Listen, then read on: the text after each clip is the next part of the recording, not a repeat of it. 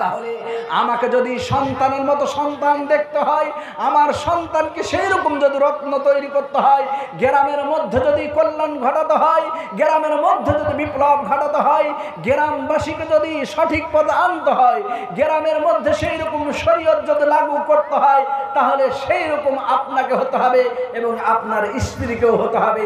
দুইজনে যদি সেই রকম হন, তাহলে কিন্তু সেই রকম বিপ্লব ঘটাতে পারবেন।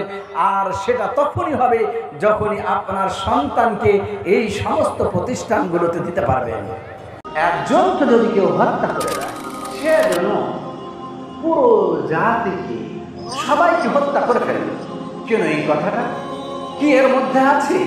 হ্যাঁ, যদি কেউ কাউকে হত্যা করে, তাহলে সেই তার মাধ্যম দিয়ে যাকে হত্যা করা হলো, তার পরিবার সমস্ত নষ্ট হয়ে যাওয়ার সম্ভাবনা রয়েছে।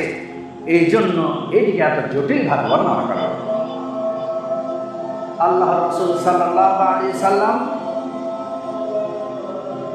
এই জিনিসটিকে বর্ণনা করতে গিয়ে বলেন, একজন মুসলিমের অন্য মুসলমানের জন্য তার সম্মান সেইরকম কা হুরমাতি ইয়াউমিকুম হাদা ওয়া শাহরিকুম হাদা ওয়া বালাদিকুম হাদা। একজন মুসলমানের সম্মান অন্য মুসলমানের জন্য সেইরূপই যেমনভাবে আজকের দিন তোমাদের জন্য হারাম। বলা হয়েছে মাহফিলে এসে কোন রকমের এনজয় করা যাবে না, তো যাবে না।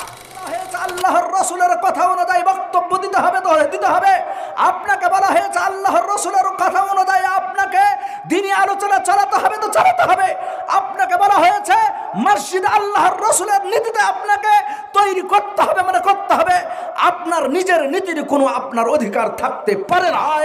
এই জন্য তো আল্লাহর রাসূল সাল্লাল্লাহু আলাইহি সাল্লাম বলেন, মান সাতারা মুসলিমান সাতারাল্লাহু লাহু ইয়াউমাল কিয়ামা।